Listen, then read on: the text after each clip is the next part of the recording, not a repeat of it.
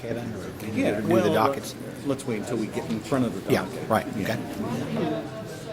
Actually, why don't you do it right at the beginning because we have approval of minutes in that way. Okay. Just Folks, I'd like to call the Planning Commission together this morning for our November 28th meeting. I'm Kevin Jeffries, Chairman of the Planning Commission. And before we get started, would you all join me for the Pledge of Allegiance, please?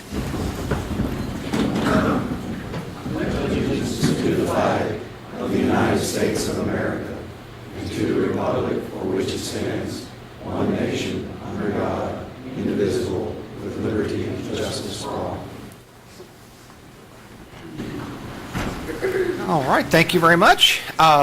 Before we get started with our first docketed items this morning, and before we do our minutes, I just want to announce Kevin Mesker, one of our commissioners, will not be participating in the first two two docketed items this morning, just for he was perceived potential conflict or whatever, and so he's not going to be participating in the hearings this morning. He will be here, my understanding, for other business when we consider the zoning ordinances later on in the docket this morning. If we could, let's get the staff sworn in this morning. Ms. Fox? Do you solemnly swear to tell the truth, the whole truth, and nothing but the truth? do. All right, and Commissioners, I guess the first thing that we'll look at this morning is our minutes that were mailed out. We need to look at those and see if there's any additions or corrections. I do have a couple of three things that I wanted to bring up that was on the page 1 of 17. Up under other commission members present, Mr. Neal was listed twice. I know he's an important commissioner, but I don't think there was two of him here, so need to correct that. The second paragraph where it says Attorney John Carter was present for the meeting and Administrative Assistant Ethel Fox was Secretary of the meeting. Mr. Tate Combs was the attorney that was here last month, and we need to correct that. And then down under where it says Secretary Fox called and read docket PZ 17027, motion to lay docket PZ 17027 on the table. I think that should probably read motion to, let's see here, should read, I move we take from the table docket PZ 17027. So just because we removed it from the table for consideration. That's all the corrections that I had. Is there any other additions or corrections that anyone saw? Yes, Mr. Finney. Page 17, the date for this meeting was listed November 29th. Ah, okay. Tomorrow. Right. All right. I won't be here. Right. All righty. We need to correct that. Anything else?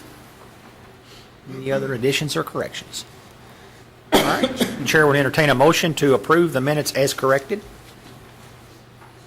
Okay. Mr. Hampton moved. We have a second? Okay. All right. We'll just do a voice vote on this. All those in favor of approving the minutes as corrected signify by saying aye. Aye. All opposed, no. Okay. The minutes as corrected have been approved. All right. I guess I'll call on Ms. Fox to read our two docketed items here this morning.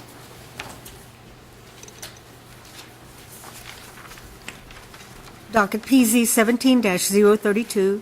Application has been filed by Key Homes LLC for the approval of a zoning map amendment on approximately 32.7 acres. The property is located at 2701 Cedar Point Road, LaGrange. The changes from R2 Residential District to R2A Residential District. Docket PZ 17-033.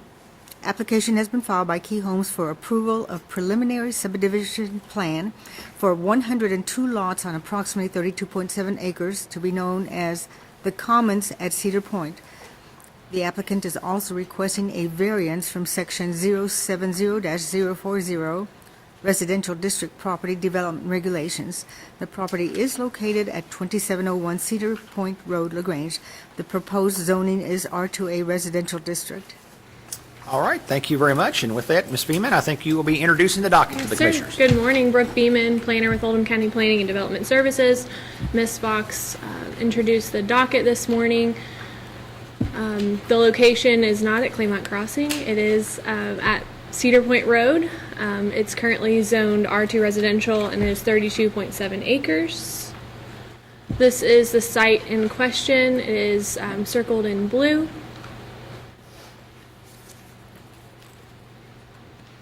This is the current zoning of the property. It is zoned R2. There are two subdivisions to the north, Heather Ridge and Heather Green. Those are both zoned R2. Stonefield Trace to the east, which is zoned R2 as well. And there are a couple of single-family lots to the west that are zoned R2, and then zoning R2A to the southwest. This is the future land use map that was adopted in 2014 by the Planning Commission and all the legislative bodies that project land use in the future in Oldham County. This tract was projected to be a future single-family subdivision. So you can see by the blue indicated there. Just a little bit, if you would. Sure. Some site history. On November 15, 2014, the Oldham County Planning Commission approved a preliminary subdivision plan for Heather Green Section 2. That was for 122 single-family homes on 71 acres. This was not built. On September 22nd, 2009, a 2-year extension of expiration was approved for Heather Green Phase 2, which was not built. On October 28th, 2014, the Oldham County Planning Commission approved a preliminary subdivision plan for Heather Ridge for 71 lots on 32.5 acres. So Heather Ridge was originally part of this parent tract and was divided off to become Heather Ridge. This is the Heather Ridge subdivision plan approved in 2014. To the Commons of Cedar Point, the applicant is proposing a zoning map amendment and preliminary subdivision plan comprised of 102 single-family lots on approximately 32.7 acres of the property. The remaining 5 acres will be retained by the seller. You can see the grayed out area is the residual tract that will be retained. There is an entrance off of Cedar Point Road, and there will be a connection to Heather Ridge subdivision via that's Heatherwood Road, Heatherwood Road. You can see that circled in red. R2 allows a maximum density of 3.63 dwelling units per acre with a minimum lot size of 12,000 square feet and a minimum lot width of 80 feet. The applicant is requesting R2A, which allows a maximum density of 5.81 units per acre with a minimum lot size of 7,500 square feet and a minimum lot width of 50 feet. The proposed density in this subdivision, Commons at Cedar Point, is 3.64 density units per acre, which, as you can see, is less than the maximum in R2A, but is higher than the maximum in R2. The proposal meets the R2A minimum lot width. We did check those lots and the minimum lot size requirements. The minimum open space for R2A developments is 250 square feet per dwelling unit. So the minimum open space that was required was 25,500 square feet, and the preliminary plan exceeds that at 6.1 acres of open space. If the zoning map amendment request is approved, the applicant is also requesting a variance from section 7040 to allow the side yard setbacks to go from 7 feet to 5 feet on each side for a total of 10 feet for both sides. This is just an example of a plot plan that was submitted for a separate development that was given the 5-foot setback variance, just so you can get an idea of the size of lot. This is a 7,600 square foot lot, which is, basically around the same size of some of these proposed lots, just so you get an idea of the orientation of a home on a lot of this size.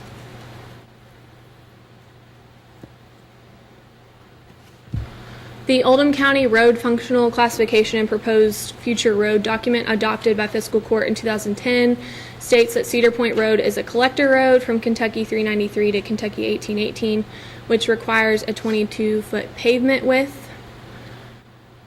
You can see the document listed there. Cedar Point Road is listed as a collector. Our subdivision regulations state that collector road should have a minimum pavement width of 22 feet. So staff originally drafted a binding element to address this requirement, which is listed in your packet. We did discuss with the applicant and with our traffic consultant. There are no other sections of this road that are 22 feet in width, and there are currently no existing plans to widen in the future. So staff came up with a different safety improvement that would better serve the residents in the existing subdivisions and the proposed development. So the proposed binding element in lieu of binding element number 3 listed in your packet is Cedar Point Road shall be striped according to KYTC standards from the entrance of Heather Green to the intersection of New Cut Road. So some pictures. This is 2701 Cedar Point Road, which is going to include the existing farmhouse and 5 acres, and that's circled in red on the aerial map below. This is the south view looking on Cedar Point Road back towards Buckner, the intersection of 146 and Cedar Point Road, and this is the KYTC section. This is New Cut Road. You can see circled there the intersection that abuts the seller retained property. And this is the north view. You can see adjoining property owners to the west, across the street. Some additional adjoining property owners to the west. This is the tract in question, the zoning sign posted on November 14th, 2017. And you can see the homes in Heather Ridge in the distance. This is the north view. So currently this section of Cedar Point Road is about 18 feet in width and is not striped.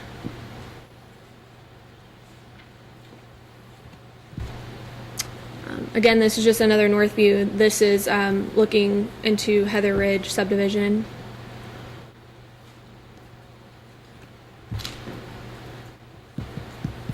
This is the entrance to Heather Ridge subdivision. And this is looking back towards the south of Cedar Point Road, back towards Buckner.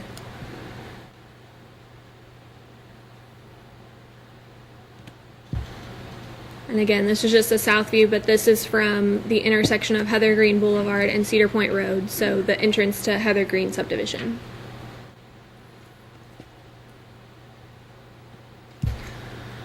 So in summary, the applicant is requesting an approval of a zoning map amendment from R2 to R2A on 32.7 acres at 2701 Cedar Point Road in Buckner. LaGrange. The applicant is requesting approval of a preliminary subdivision plan for 102 single-family homes. And the last motion you'll have to make is regarding a side yard setback variance from section 7040 that will allow a minimum of 5 feet on each side for a total of 10 feet on each side. So the minimum side yard setback variance for one side is 7 feet in R2. The total is 16 feet in R2. The applicant is requesting that one side be 5 for a total of 10. So the requested variance technically is 2 feet on each side, but for a total of 6. That clear as mud. Okay. That's all I have. All right. Does that complete the introduction? Yes. All righty. Before we get into the questions from the commission to Ms. Veman, I just want to remind folks, I did not do this when we started. If you have a cell phone with you, to be sure to turn it off or turn it on vibrate so that it doesn't interfere with the cameras here in the courtroom. So with that, commissioners. Get the other staff up first. Oh, yes. I'm sorry. Yes. Yes. Ms. Wall, I guess I'll call you up, and then I'll call Mr. Harris.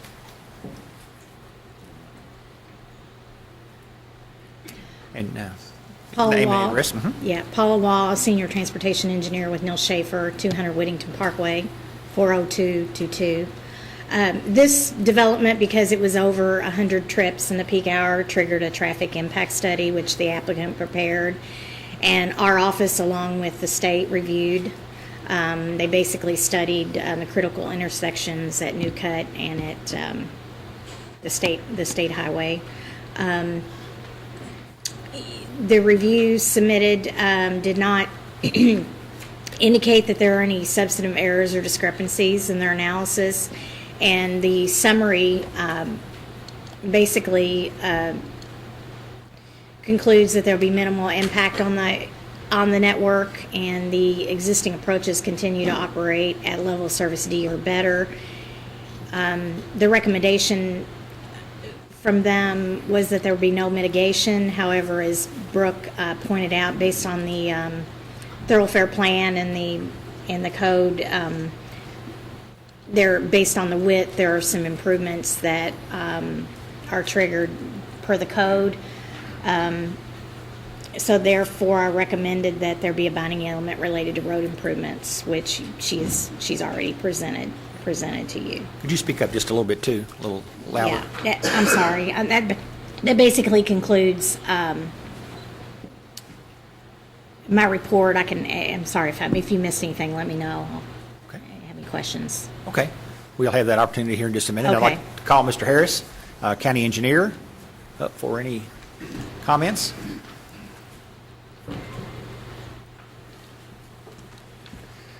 Scott Harris, 100 West Jefferson Street, County Engineer. We reviewed this plan at the Technical Review Committee, and based on all the information given, looks like it can work based on the engineers that they've hired. After reading the plan and seeing the variance request, I would request that this commission consider adding a binding element concerning the maintenance of the side yards and the drainage thereof. The reduced area of side yard does make it hard to collect stormwater into pipes. We have a similar development in the area that has that very problem. The water can flow fine in that small of an easement, but when you collect it together to run it through a pipe, it generates issues. So we would request a binding element be made that says that the HOA will be responsible for the maintenance of the side yards, including drainage and related issues. And this goes along with what was submitted by the applicant. According to objective LU 1-2, they say that the HOA will be responsible for specific obligations resulting from the maintenance, including side yards of the lots. And according to their justification statement number 2, there is a demand for small lots with little or no maintenance needed, not only for the lots, but also for the maintenance of the home's exterior. And number 4, market demand requires not only common area maintenance, but also yard and exterior house maintenance. So based on what they submitted and they say will happen, we'd like to see a binding element. Other than that, the plan looks fine. Okay. Thank you, sir. And Mr. Williams, school capacity, would you come present that report, please?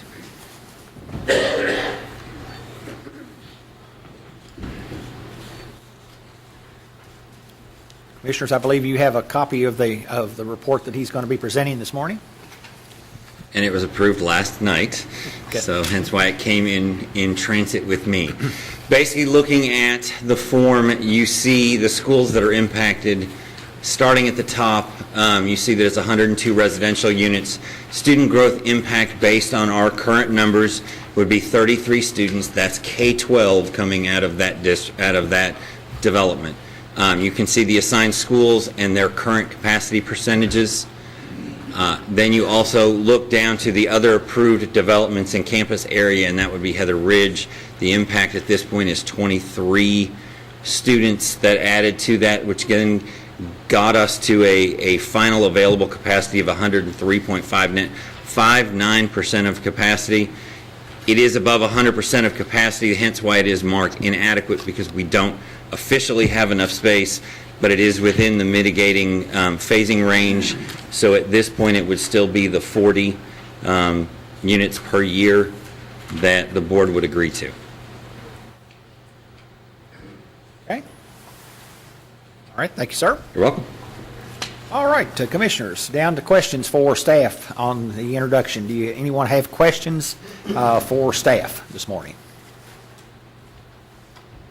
Okay, seeing, oh, I'm sorry. Yes, sir. Just a clarification for Brooke.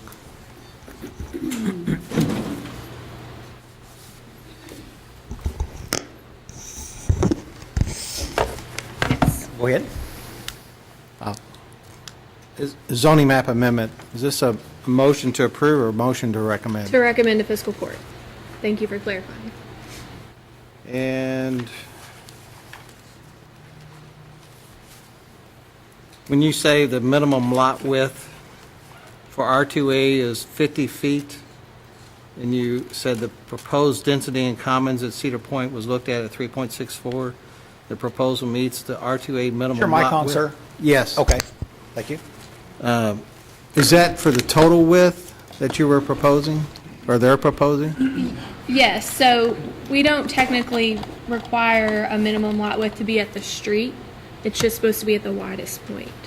Okay. So that's, you can see on some of these, Right. they're at the street, they're around 43 feet, but at their widest point, they're 50. Okay, So they meet that requirement.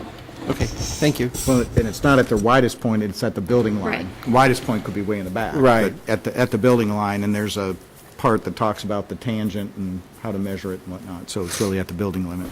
Okay, thank you. Yes, sir. Mr. Fowley?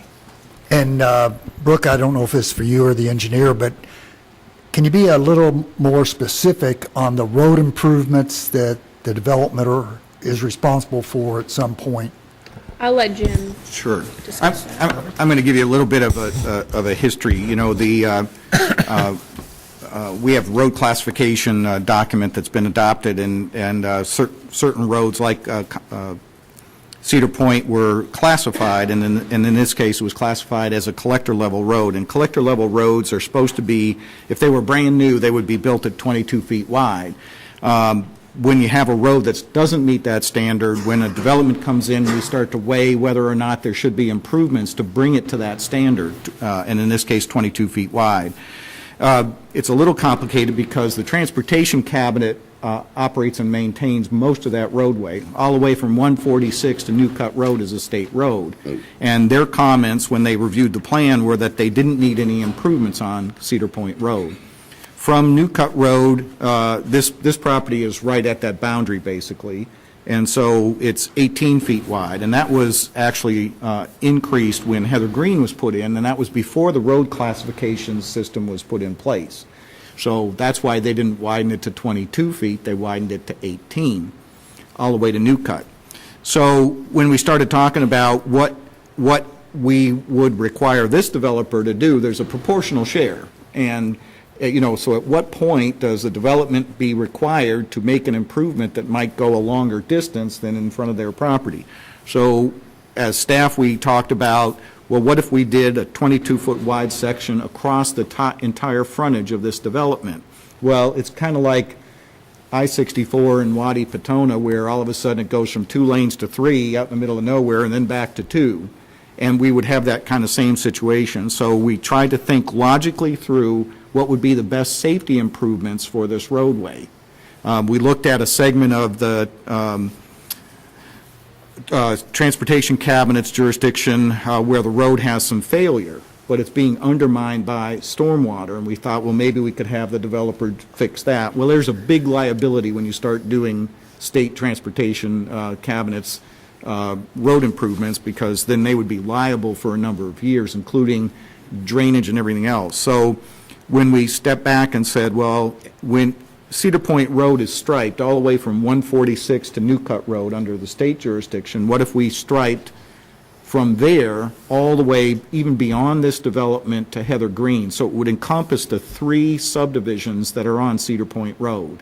And it seemed to be a logical safety improvement as opposed to widening a piece of the roadway that wouldn't make any sense whatsoever, because it would be going back to 18 feet or a little wider where the cabinet didn't want any improvement. So that's why we went from a recommendation of widening to 22 feet to striping. Does that Answer your help? question, sir? That's the only improvement being done, the striping. Right. Okay. All right, Mr. Fowler, anything else? Now, let me add to that, though. You know, one of my roles for the county is to look for funding for road improvement projects throughout the county. And we're at the point of being able to go look for for monies to do new projects. I don't think that I'll be able to find money to widen Cedar Point Road from 146, back throughout this, the length of it all the way around to 393, but at least it's on the list of projects to look for and talk to the state about widening the parts of Cedar Point Road that are less than 22 feet under their jurisdiction, so. Okay. All right, Mr. Finney. Jim, what would be the speed limit on that road there? Would it stay the same as it is now? Yes. And that is what? It's open 55? 35. 35. 35. All the way past Cedar Point or New Cut? Yes. Okay. All right. Thank you. All right, any additional questions for staff? Yes, sir, Mr. McWilliams. Thank you, Mr. Chairman. Who determines whether or not a road meets county standards for a collector road? Is that By actual physical measuring, you mean, or? who? Well, the county standards, and correct me if I'm wrong here, but the county standards say 22 feet. That's correct, and we have, Yes. Yeah. So- about 18 feet? Right, so one option is to make them widen the road. Correct, and I guess what I'm struggling with a little bit is the county standard says 22 feet, and we're looking at a modification of the county standard, i.e. striping of some type, which does not widen the road. It doesn't. It just simply Correct. puts stripes on the road. And I guess, back to my, who says that's okay? Us? County? State? Mr. Harris, do you Donald want to Trump? address that? I'll call up the county engineer. He might be able to address that.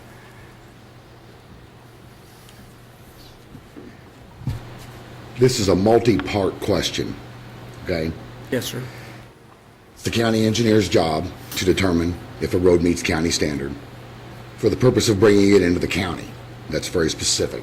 Under the umbrella of the county is now going to maintain this road. That is correct. This is a road that's already a county road. Yes, sir. We have lots of roads in our county that don't meet, regardless of the classification, the current county standard.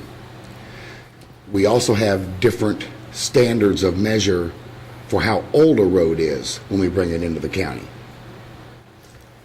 If you have curb and gutter, we require 50 feet of right-of-way. If you have ditches, we require 60. As the county attorney has pointed out to me, if the road existed pre-1994, doesn't matter what our ordinances say now, 30 feet of right-of-way is all that's required to bring it in. Try to put a 22-foot wide road in 30 foot of right-of-way. Those roads generally come in at 12, 13 feet. We have miles and miles and miles of roads that are too narrow.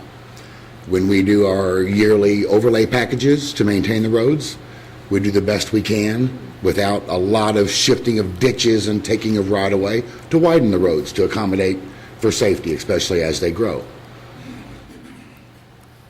One of the problems you run into if you start updating a road, it must now come to current standards.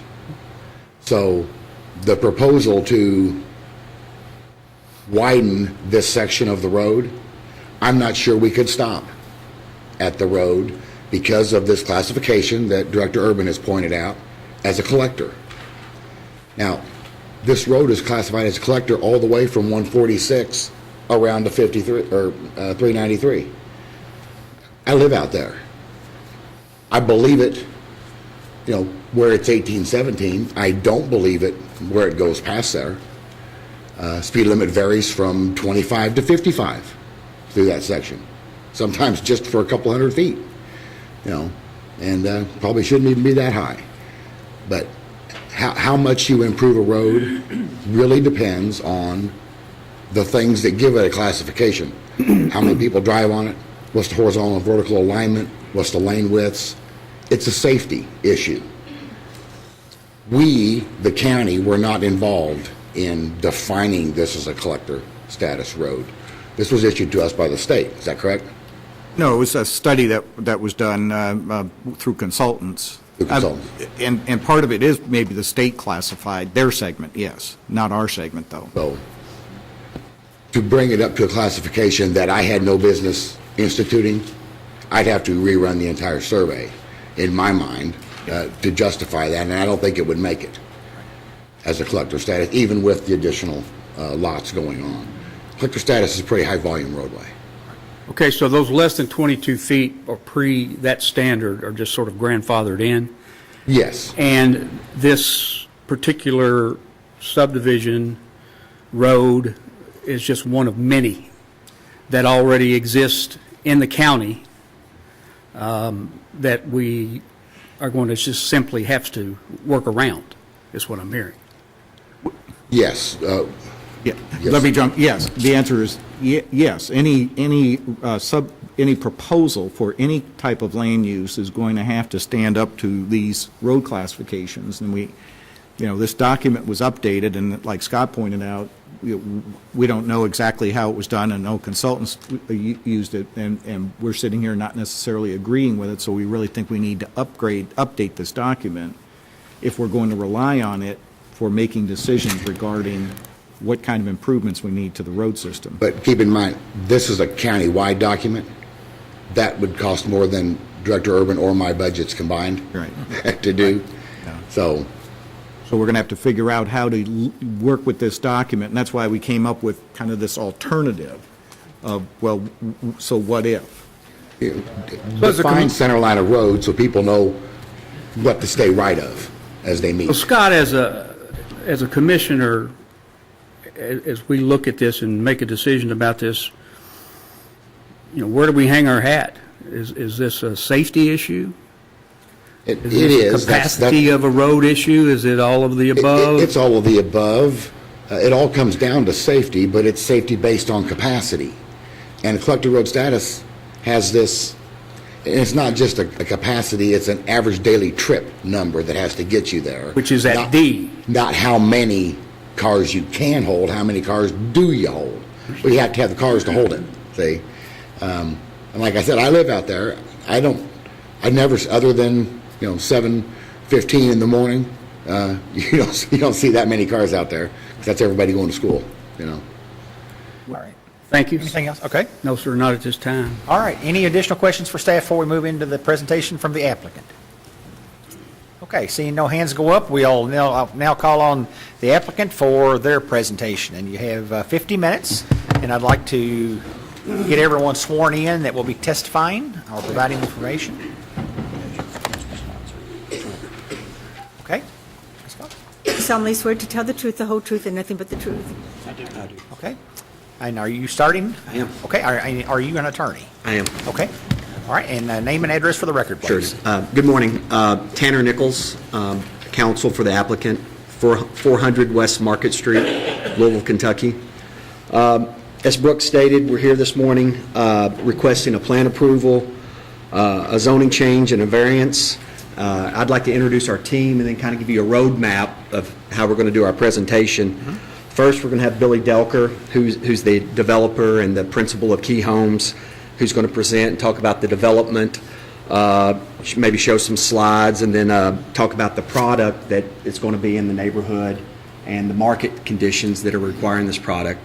Then we've got Kevin Young, the engineer at LD&D, that will get more into the technical aspects and talk about the specific site plan and the variance, and obviously take questions. We've also got Diane Zimmerman here, who did our traffic study, that will be able to answer questions. It sounds like traffic and these roads are something that we need to talk about. And then finally, I'll finish up and try to conclude why we think this plan and the zoning change and the variance meet the comprehensive plan and should be approved. So I'll let Billy start us off. Okay.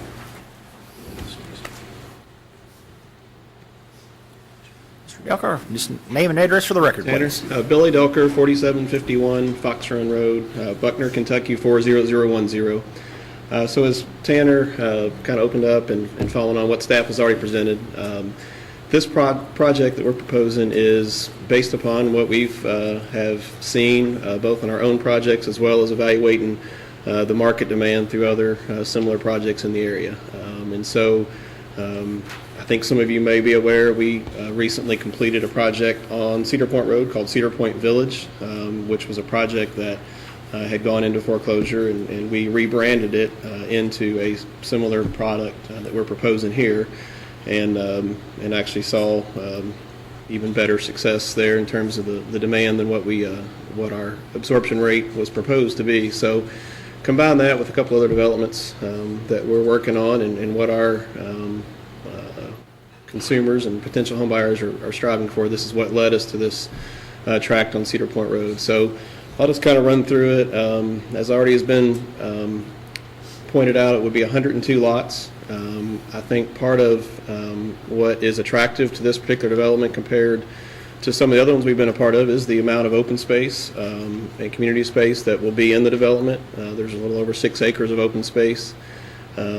Almost all of the lots, with the exception of about just 3 or 4, all back up to some sort of a green space all the way around the perimeter. We do have a green area / buffer where it will not adjoin any other homes, or it'll back up to part of the open space in the central part of the neighborhood. So we see that as a factor.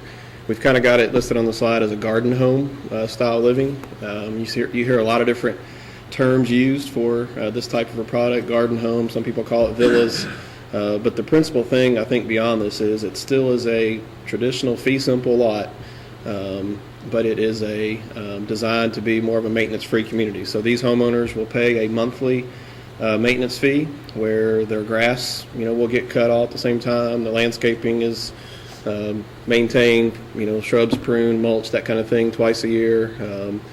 All of and along with all the open areas. So basically, it's meant to be. They still, still have the individualized design of their home. Although, we'll have some of our more common plans that all fit the architectural style. That we've got some pictures. I'll go ahead and click.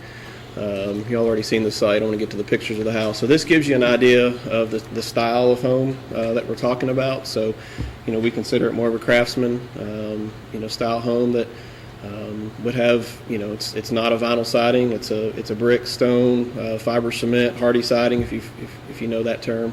But that type of an architecture that is really driven to be, a lot of people use maintenance free, but it really minimizes the maintenance. Still a little maintenance with being a homeowner, but it's really designed to minimize the maintenance. Kind of see on the side there. The thing that we have seen is the shift that's occurred over the past, what I would say few years away from the attached patio home or garden home product that was, done, started big, 10, 12 years ago.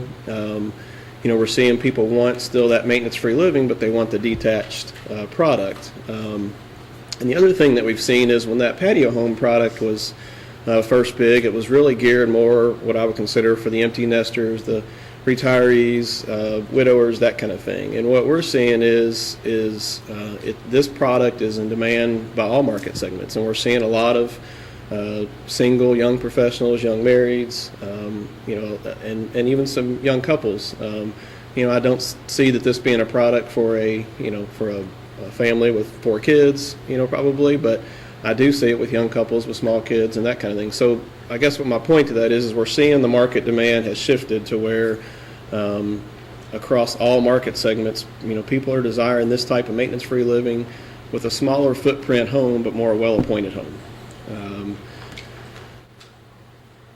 I think I've already kind of covered that as far as the maintenance-free. Certainly we've seen the success in the Buckner area already. We're already starting to see that success in the Crestwood area. I think being in the although while it has a LaGrange address, it's technically more in the Buck Central part of Oldham County, and so we feel like that's an attractive thing for folks. Access to 71. Kind of covered. There's just a couple more examples of similar style homes, these are homes that we have built that would be similar to what we're proposing there. And I would point out, too, it's our desire to be, for Key Homes to be the only builder in this development. It would not be our desire to sell lots to anyone else. This would be intended for us to be the sole builder. I think with that, I'll probably just turn it over to Kevin, and then I can answer questions later. Okay, thank you. Mr. Chair, Commissioners, my name is Kevin Young. I'm a principal with Land Design Development. I just want to clarify, I'm not an engineer. I'm a landscape architect and land planner. Just 'cause, I do have Eric Sent here with Land Design Development as a civil engineer, just for clarification. Just address for record. I'm sorry, That's address okay. 503 Washburn, Louisville, 40222. You know, Billy's gone through the type of housing that we're proposing for this, and wanted to start with that because it is a different concept. These are still single-family homes on single-family lots. It's just what we're trying to do on the zoning change request from R2 to R2A is to take some of that additional property and put it into open space. This is what the market is requesting. This becomes the empty nester product, even though Billy is seeing a lot of young singles wanting this type of product, but it gives the opportunity for folks to be able to back up to open space and also be able to front to open space. So we've got 6.1 acres of open space in this development. You can see what we tried to do is to come up with a unique design. The road network is intended to go with the contour of the property. So what we were trying to do is maximize how many walkout lots we have. We're trying to minimize how many lots. If you were fully developing this piece of property in the R2 zoning district, you would see the layout that I'm going to get through here on the history of this property. This design gives us the opportunity to protect this open space. So just to spend a minute talking, I know Brooke talked about it, but a little bit of the history of the property. Heather Green, I think it's back in 92, is that the time? 92 is approved. Heather Green was that upper subdivision. Heather Ridge and the Commons was all really Heather Green Phase 2. And I put the red line across there to show you how this was originally designed as Phase 2 of Heather Green. It ended up not going forward. They extended the subdivision approval once, and then it was dropped. So since then, we've come back with the Heather Ridge subdivision, which you can see Heather Green's almost fully developed, just a few lots left in there. Heather Ridge is under construction right now, and you can see how the Commons at Cedar Point plays into this. So this was all a part of the R2 subdivision. I'll just go back 1 minute. This lower portion, you can see the only open space that we had in this layout was where the detention basin was. Not that that's bad, that's what the market demanded at the time. Everybody wanted the larger single-family lots, but as times change and as you know, we've got much more, you know, empty nesters now that are out there in the market. They've owned their 1 acre lot, they've owned their 5 acre lot, they've owned their 12,000 square foot lot. They're looking for less lot to take care of, but nicer homes or newer homes. So you can see the layout there. Here's how it fits into the project. Stonefield Trace located here. You can see some larger lot subdivisions in this area here. The comprehensive plan has that. It's currently zoned AG, but you can see, as Brooke talked about, this portion of the development was always planned to be a single-family subdivision. I'll put this in there. We did have 2 neighborhood meetings. On August 11th, we had a neighborhood meeting, and we made the mistake of only notifying the first-tier property owners. So we went ahead and had a second neighborhood meeting. And I just put this in here. You can see all the folks that we notified. First tier is everybody that touches our property, and second tier is everybody that touches the first tier. They have limits. You wouldn't go all the way down past here. At some point, you're within 500 feet. You don't just keep going. So, but we try to err on the side of notifying everybody. Our first meeting, I think we had about 17 folks show up. Had a lot of questions. A lot of folks were interested in what type of housing we're talking about. Generally, just what is the proposal. The second meeting, we went ahead and put on the notice that this is a repeat of the first meeting. Don't bother to come in unless you have more questions. We didn't have a very good turnout. We had some of the magistrates in the area, or I think Jim was in attendance there, just kind of seeing. We had a couple of people that were interested in buying lots attend, but our second meeting was not as wanted to. If you're reading looking at the case, I wanted to know why we had 2 neighborhood meetings. So September 19th, we had a neighborhood meeting, and then, August 11th and September 19th. We went to the DRC meeting on September 20th. Our intent was to be here last month with this proposal. The traffic study, it takes a little time. You have to do traffic counts, and it just takes time to gather all that information. So that is why we're on the November docket for this project. As I said, this is a 32.7 acre tract of property. The 5 acre residual, I'm trying not to be too repetitive, but down there in the corner is the original farmhouse. You can see the farm pond is right here. There's a couple of barns in that area, so that structure and that part of the property, Randy is here. His family will retain that. The proposal is for 102 acres with 6.1 acres of open space. I've said a little bit of this and try not to be too redundant, but it does have a lot of open space. When we get the opportunity to use this zoning district, it gives us the chance to protect some of the environmentally sensitive areas.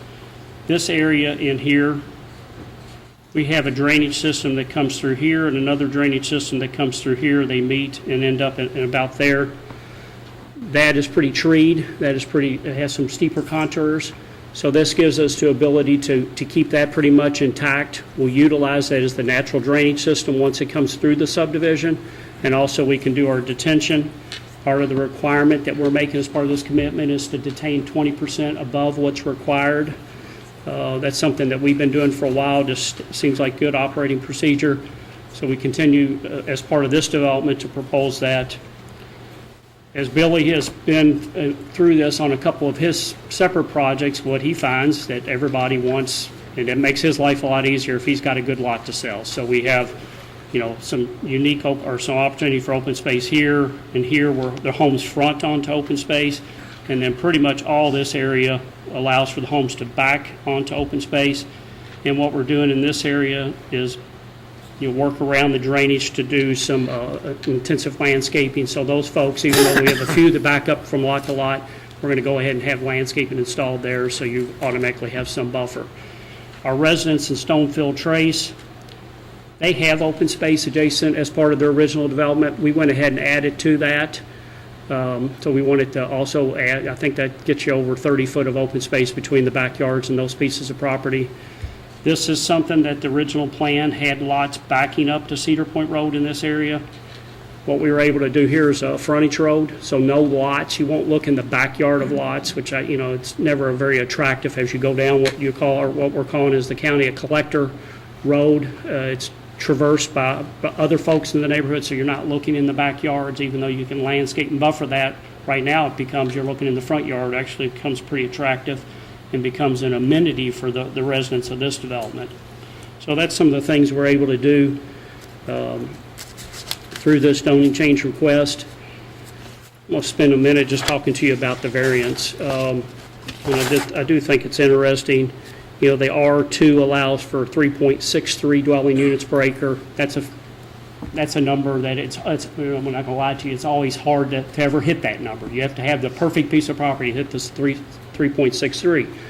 But you can definitely get close to the 3.63. This proposal is for 3.64. It's slightly above the R2. But really, the reason for this request is not necessarily to get a lot more lots in here. It's the flexibility that the width of these lots provide. The market doesn't want large side yards. They want amenities in their front yard, and they want amenities in their backyard, and they want community amenities in this area. So what Billy and I have talked, or what Billy's talked about, what we plan for, this gives him an opportunity that he can do something for maybe a fire pit, a gazebo, or somewhere where that becomes a place that's more public that folks can utilize inside the neighborhood, where this area becomes, privacy. It gives you privacy as you're in your backyard. You're not looking directly into your neighbor's backyard. It just gives, again, an opportunity in what the market is demanding. So when we request the side yard setback from 5 feet, or from the 2 foot variance, 5 to 5, one of the items, I'm going to come back to that real quick, just because I know stormwater and sewer, we always talk about that. It's something that I know your county engineer, as we go through the DRC process, reviews and analyzes.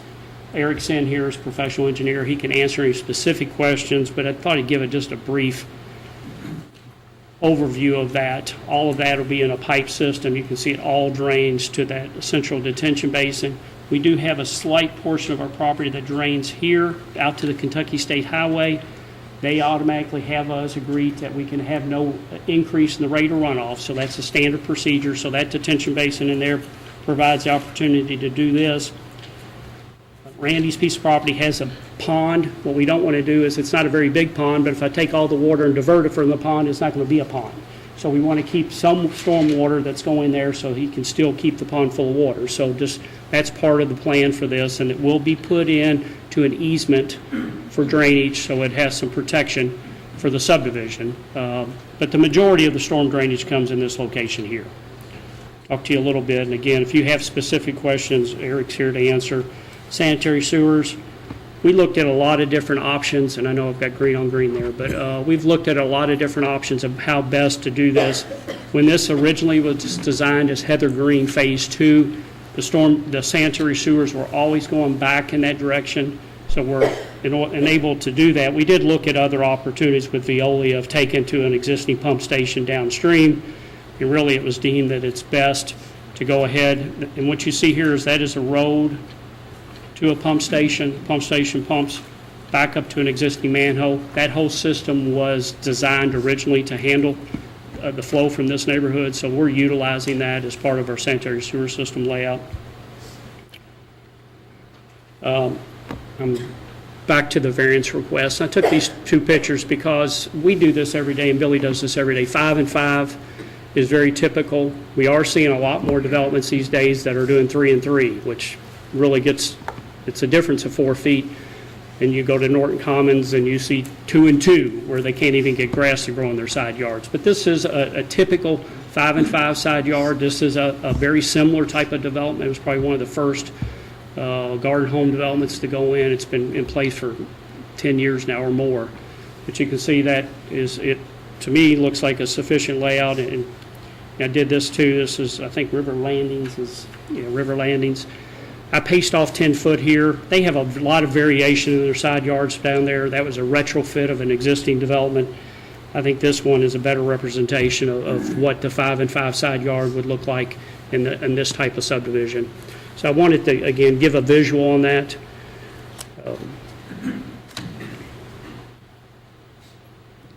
I'm going to hand it over to Diane, and she's going to give a brief summary on the traffic. All righty. Mr. Young, thank you. Ms. Zimmerman. Good morning, Diane Zimmerman, 12803 High Meadows Pike, Prospect, Kentucky 40059, and I just wanted to enter into the record the traffic impact study, which I did prepare. This is an old version of it. The study that was finally submitted on November the 13th, I used 103 units because that was the number of units that was on the plan that was sent to me back in August. I'm not sure when it dropped to 102, so this is a slight overstatement of that. But so correcting, if you'll look on page 4, 103 dwelling units generate 78 AM peak hour trips and 105 PM peak hour trips. The trip distribution was taken from the counts that we made back in 2009 from Heather Green originally, which showed the majority of the traffic is destined for Kentucky 146, with some traffic heading to north towards 393. That is detailed in figure 4. And then if we fast forward to table 2, which is the results, the existing intersection of Cedar Point Road at New Cut Road is currently operating at level of service A and will remain at level of service A with this development. At the request of Mrs. Wall, we also looked at the intersection of Kentucky 146 and Cedar Point Road due to the majority of the traffic being headed that way. You can see that Cedar Point Road approach currently operates at level service C in the AM peak hour and the PM peak hour. It will remain at level service C in the AM but it will drop to level service D in the PM peak hour, but that is still within the standard in the Oldham County regulations that mitigation is not required at level service D. And of course, at the entrance, the approaches will operate at level service A and B, all within the standard. Additionally, I looked at the turning volumes at the entrance to see whether or not left turn lane would be warranted, and the conclusion is that there is no warrant for the left turn lane at the entrance either. So based upon all of this analysis and the level service D, no mitigation is required as part of this development. Okay, thank you. Thank you, Diane. First of all, I want to apologize to Kevin for calling him an engineer. So instead of rehashing, I think I want to talk about the standards that we have to use to, approve the zoning map amendment. And of course, I get the pleasure of going through the comprehensive plan and looking at the language that the people of Oldham County, what they want their county to look like in the future. And so, based upon that comprehensive plan, I think that this plan and the zoning change and the variance meet the overall objective of that comprehensive plan. I think this enhances the health, safety, and welfare of the community. What it really does is it allows new residents to move into the county and gives them new housing options. It expands the workforce. And then where this plan neighborhood is being placed in this Buckner, kind of this transportation corridor where there are jobs available and it's close to the interstate, it's close to schools, it's close to recreational activities. So that falls within part of what we want in the comprehensive plan. In fact, if you go back, and I think Brooke brought this up, and I won't even go back to the slide, the future land use map had this as a neighborhood, as a residential subdivision, and it was previously approved as that. This well-planned subdivision incorporates the existing terrain. As Kevin mentioned, it talks about some of the slopes in the area where the drainage is going to be. So this is the type of neighborhood that fits within this 30-acre lot. And finally, it provides 6.1 acres of open space. I think in the R2A, the only requirement is to have 250 square feet of open space per lot, which I think totals about a little over a half an acre. So if we have 6.1 acres of open space, we have 10 times the amount of open space that's required for an R2A.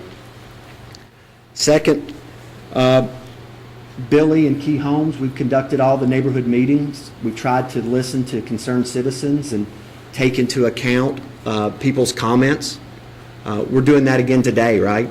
We're here listening to you all, and we're going to listen to concerned citizens, and we want to be a good neighbor.